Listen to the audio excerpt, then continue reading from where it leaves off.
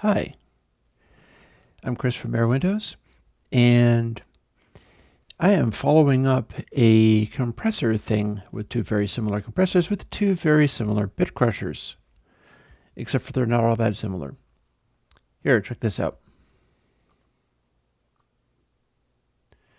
Here we have DRes, which I'll put up before. You'll notice that there's a little change. I've got a change in place that I'm going to be doing, where on the one hand, I've got it so that the resolution should gate.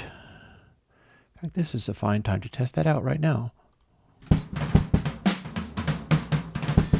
Would help if I turned it on.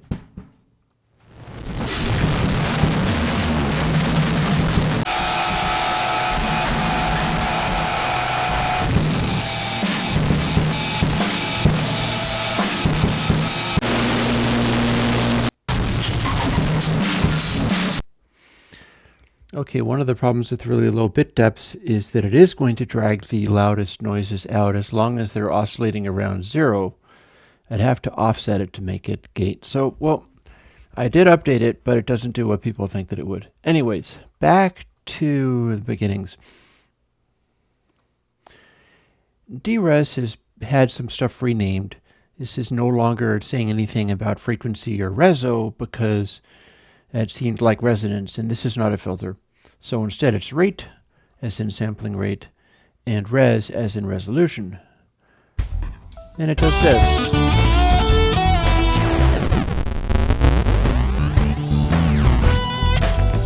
And this.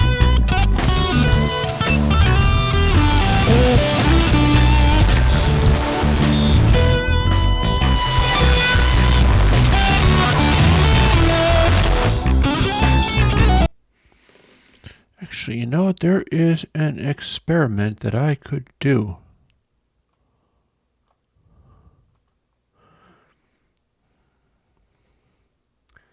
Bear with me.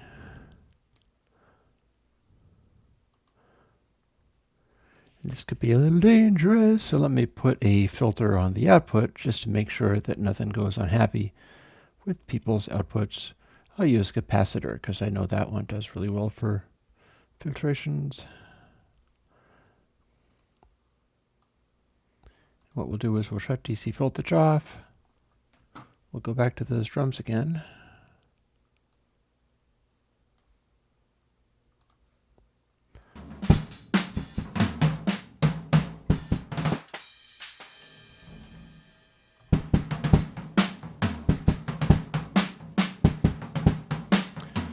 We'll throw in the high pass there. And as you can see, we can do DC voltages, and since there's a high pass, it doesn't care. Or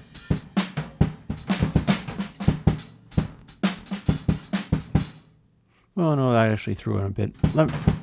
Let's get to what I'm actually talking about here. Namely, DRes. Hello, DRes. Come back. There we go.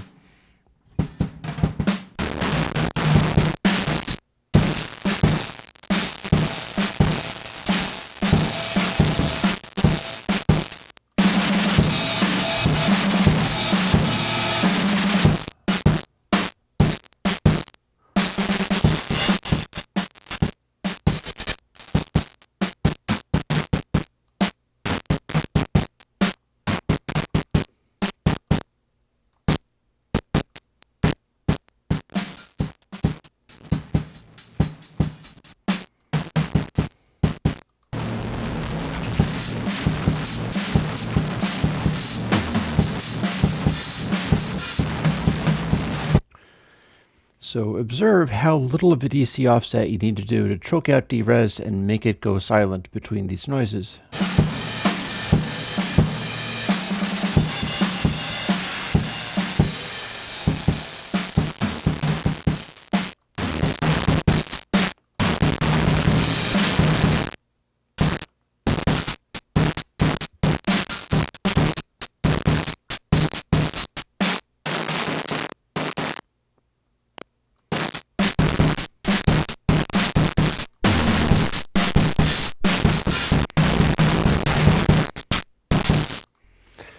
So that's what people were trying to get out of DRes. This little DRes digression has been courtesy of some people who thought that it needed to be able to go totally silent between beats. Well, here's why that didn't work, was that you can get it down to the really low resolutions like this, but then if it's still centered around 0, anything that goes above or below 0 is going to be flipping to the maximum bit, so it'll do that, and you have to actually offset it enough to force it to one direction or the other to make it do what you want. Anyways, we're not here to talk about DRes, though. DRes was already out there. Nor are we there to talk about capacitor, although capacitor is very nice in its own right. No, we're here to talk about BitGlitter. And BitGlitter is the new plugin. Enjoy the small lesson in how to make horrible BitCrusher plugins do horrible things. But BitGlitter is more about messing with sample rate, and it has some interesting tricks in store.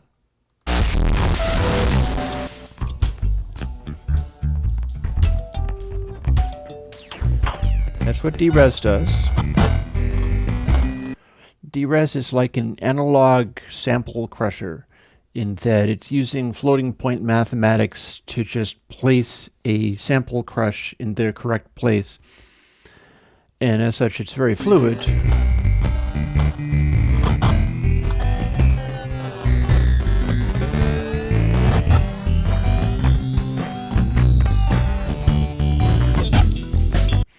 And that's all well and good.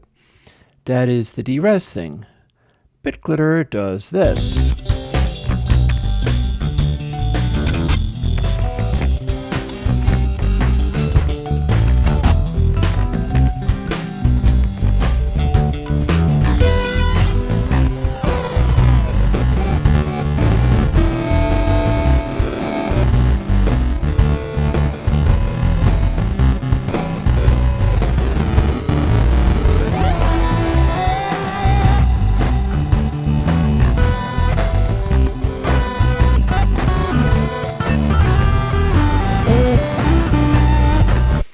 Now I'm watching the screen there to try to figure out whether I can spot on the screen what it's actually doing.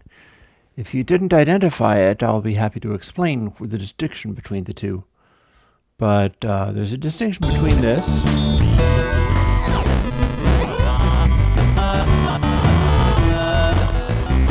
and this.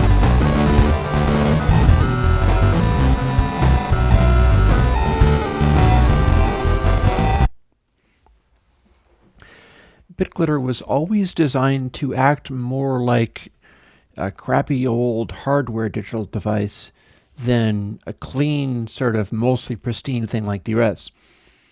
So what it's doing is it has a saturation. The saturation is spiral, so it's got a cutting edge saturation going on there. You'll be able to slam it and get some pretty good effects out of that. And then it's running two parallel BitCrush type things, kinda like DRes, but not exactly. And those are operating at different frequencies. They're actually frequencies spaced by the golden ratio, for no other reason than it seemed like a good idea at the time. And as they are recombined, they're combined into an output circuit that also smacks down higher frequency noises with a simple averaging. It started off being like a anti-aliased BitCrusher, and then became an even cruder and simpler anti-alias, and something, well, listen to it.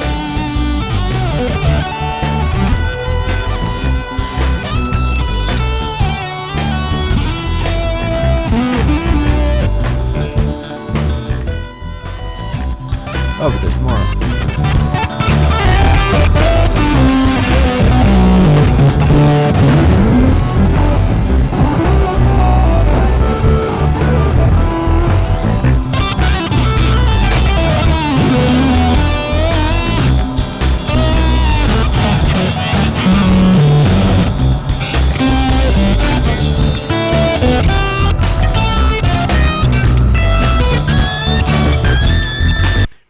might find favorite spots in there as far as the general sound of the thing.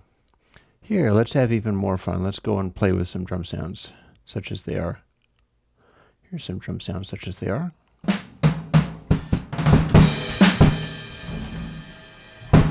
We'll distort the crap out of them.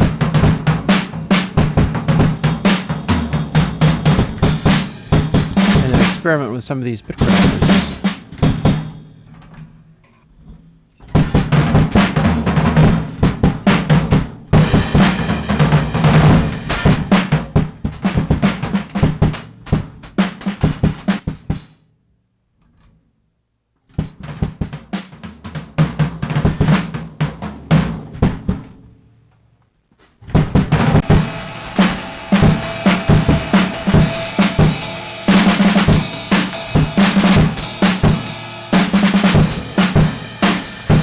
Notice the nice sort of meaty solidity of this curve here.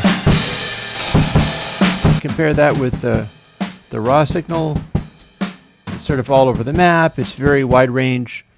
But if you're into your sort of crazy bit crushed beats kind of thing, the blockiness that you can get out of old sampling, this tells a story. Rather than being a nice wide range, mostly flat drum sound, because the drums that I tune are designed to do this. They're sort of flat. You throw on this,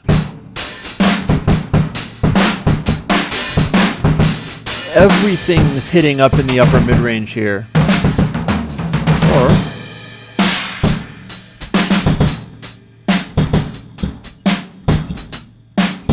just smashing it in a very interesting way.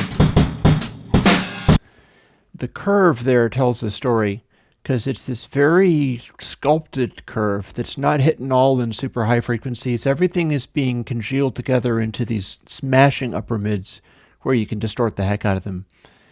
And there's one more thing BitGlitter can do. If you dial the dry wet back, it starts to tame the averaging of the two most recent samples on the output that it does as part of its combining, as part of its sort of anti-aliasing thing. You start to bleed in dry, and it also starts to minimize that effect. And we'll see that on the screen here on span. So that's raw, and then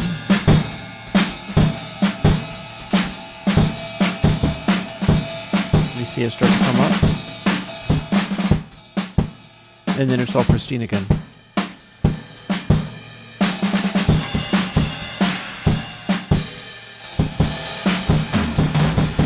Or you can use it in a way like this. Yeah.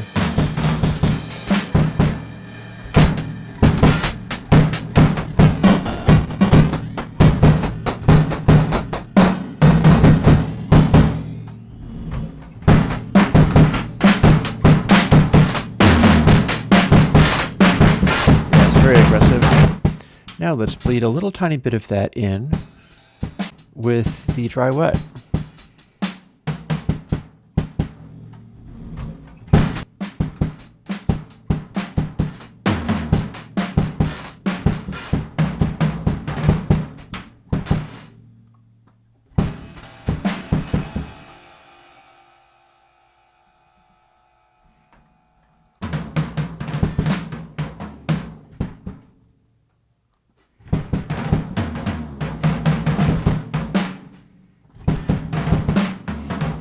Or we can tame the input trim.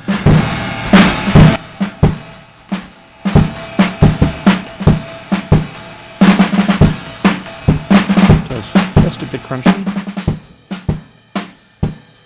We didn't really need that to be plus 2 dB.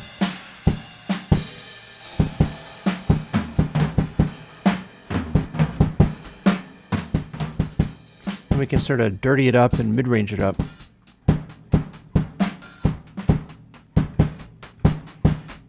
Or since this is a very mid-rangey BitGlitter setting, we can crank it up back up again.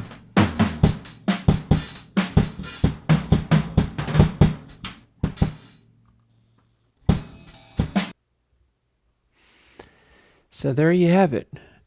You've already got DRes, and DRes does its own interesting things. It's this sort of meltdown effect where you can just kick it in, and at the extremes, it's dry, basically. Let's just test that.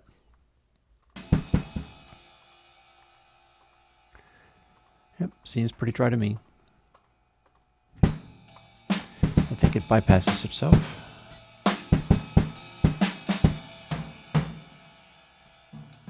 Of course, I can engage it a tiny bit.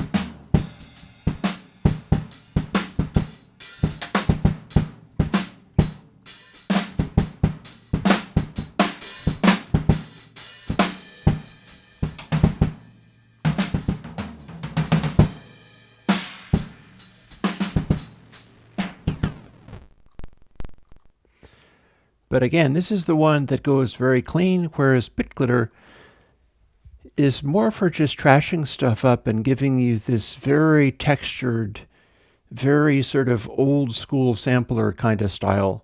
And it was designed to be a specific old school sampler. It completely failed at doing that, but still.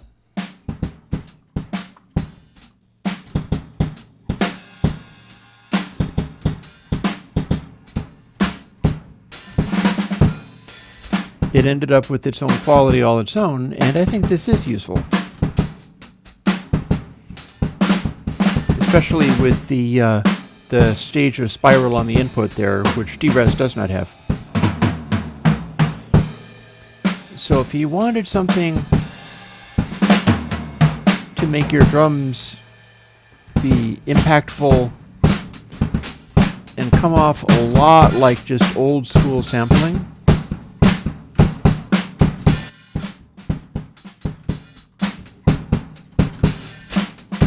this might be just the ticket for you.